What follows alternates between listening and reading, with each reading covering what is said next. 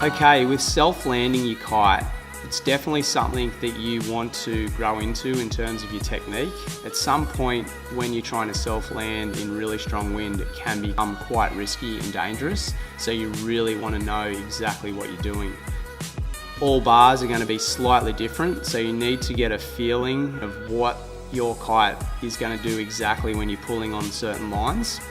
In my situation, my center lines come very close to the bar, so I can grab either the right or the left line depending on which way that I want to land the kite.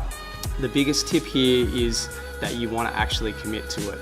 So ultimately what I want to do is I want to make sure that I have the leading edge of the kite falling towards the sand while my bar's all the way sheeted out, and as the kite's just about to hit the sand, that's when I'm going to reach up and either grab my right or left line on my center lines to then be able to flick the kite around so the front or the top of the canopy is pointing directly into the wind.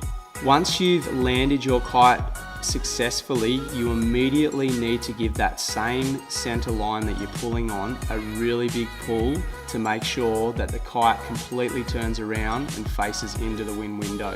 If you don't do this, your kite will then get blown back downwind and want to take off again.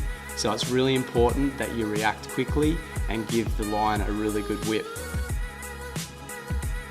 The other option for self-landing your kite is once again connecting to something sturdy on the beach. In this case, I'm using the same pole. Obviously the structure is really strong. You don't want to take any silly risks and try and do this close to trees or fences or anything like that, because it's going to be a recipe for disaster. So ultimately what you're going to do is you're going to walk over and position yourself right next to the pole that you're going to connect your kite to. You're going to bring your kite down slowly all the way to the sand, exactly like you would bring it down if somebody was going to catch your kite.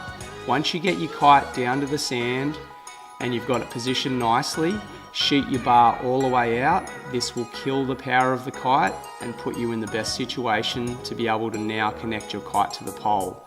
What I like to do is disconnect my safety from the back of my harness, wrap it around the pole and then connect it to the chicken loop of my kite. I also need to connect the safety that's connected already to my kite to the chicken loop of my kite. If you leave it on the kill switch, it will kill your kite or flag your kite.